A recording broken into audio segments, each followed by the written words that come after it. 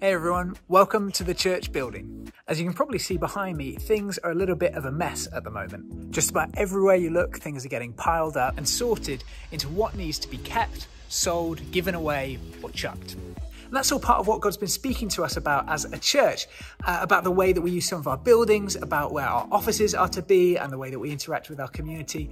And so there's building work going on behind me, and we're going to be moving things around. But so often, before you can move in the new, you have to move out some of the old.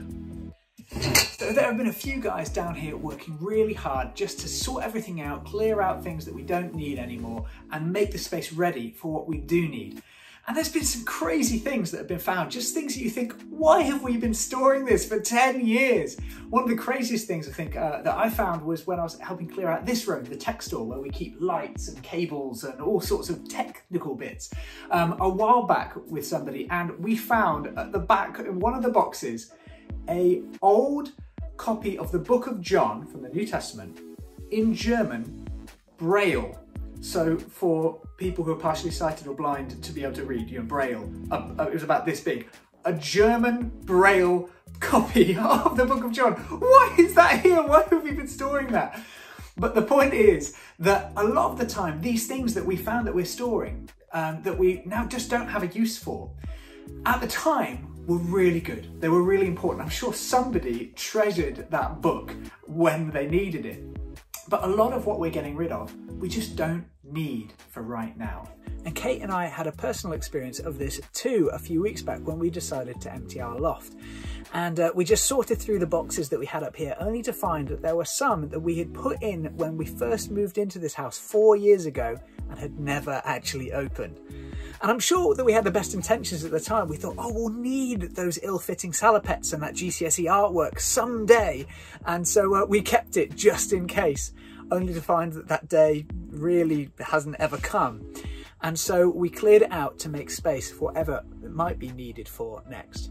And I believe that that's what God is, something he's saying to us at the moment, spiritually, that we're to take stock a bit and maybe to leave behind or to cast aside some things that might have been great in the past and really useful at the time, but are not for part of the new of what he's calling us into, to just make some space, replace the old with the new.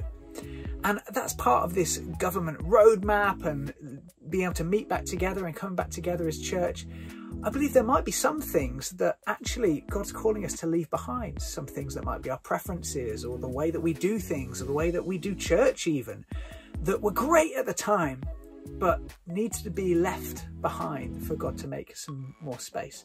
Pastor Clive shared on Sunday the lyrics from that fantastic song, the Hillsong, New Wine, about just making space for the new.